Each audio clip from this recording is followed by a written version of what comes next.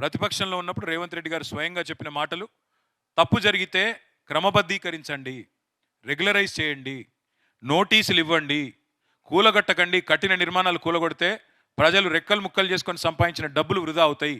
ఇది నేను చెప్తున్న మాటలు కాదు, ఇంకోటో చెప్తున్న మాటలు కాదు, ఇవాళ ముఖ్యమంత్రిగా ఉన్న రేవంత్ రెడ్డి గారు ప్రతిపక్షంలో చెప్పిన మాటలు.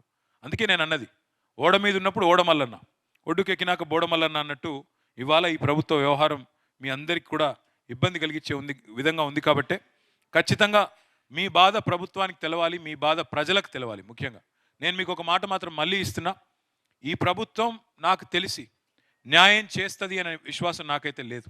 ఎందుకంటే కూలగొట్టిందే వాళ్ళు, అన్యాయం చేసిందే వాళ్ళు, అటు వాళ్ళు న్యాయం చేస్తారని నేను అనుకోడు. మీకు మళ్ళీ చెప్తున్నా, ఎక్కువ రోజులేమీ లేదు, కేవలం 500 రోజుల్లో తిరిగి కేసీఆర్ గారి ప్రభుత్వం ఈ రాష్ట్రంలో వస్తుంది. మీకు న్యాయం చేసే బాధ్యత మాది. మీకు మీకు మీకు మీకు ఒక్క నిమిషం, మీకేదో నేను సాంత్వన కోసమో, మీకేదో ఇప్పటికిప్పుడు మీ మనసు గెలుచుకోవడానికి నేను చెప్తున్న మాట కాదు. 10 ఏళ్ళు మేము ఎవరికి అన్యాయం చేయకుండా ప్రభుత్వాన్ని నడిపాం. 10 ఏళ్ళు పేదవాడికి అవసరమైతే సహాయం చేసే పని చేసినాం తప్ప చెడగొట్టే పని ఎక్కడా కూడా చేయలేదు.